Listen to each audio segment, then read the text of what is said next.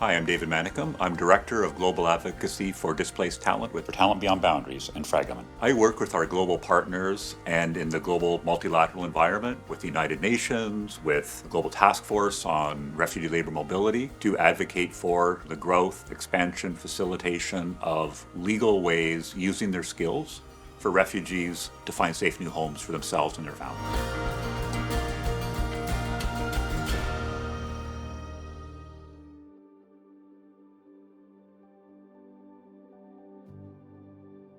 The Global Refugee Forum deals with all elements of assisting displaced people, from education needs to legal protection. But part of that forum is about third country solutions for refugees who have no realistic hope of having a life for themselves in their country of first asylum and no immediate prospect for returning to their countries of origin.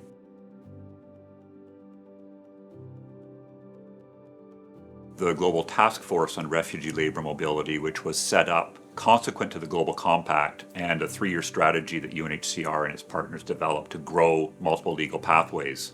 That task force, which Talent Beyond Boundaries is a central part of, was established about a year and a half ago with the Government of Canada as chair. It's a small network because we want it to be a task force. We want it to do things, not an organization, not a conference. So it has 2 countries, Canada and Australia, 2 UN organizations, UNHCR and IOM, 2 private sector entities, Fragomen with their large network of international clients for whom they do labor mobility work anyway, and the International Chamber of Commerce, which has 45 million member companies around the world, 2 NGOs, small but mighty, Talent Beyond Boundaries and Refuge Point, and the European Commission. It's a small number of organizations, but they have, as you can imagine, rich networks of networks that we can call on as a very large resource platform to assist the development of labor mobility pathways and then to grow them. That task force is our structure for addressing the Global Refugee Forum.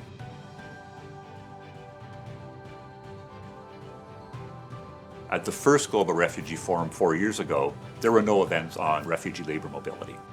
Now there is a dedicated high-level convening as part of that larger Global Refugee Forum. That will be attended by multiple ministers, senior officials, business people, a number of people with lived refugee experience who have gone through labor mobility pathways and now have safe homes due to their employment. We will also be having side events to engage the corporate sector with a variety of partners, including the World Economic Forum, to bring in their Global Refugee Employment Alliance and develop more robust advocacy structures for global corporations and the networks of small and medium-sized businesses that are convened by industry umbrella groups.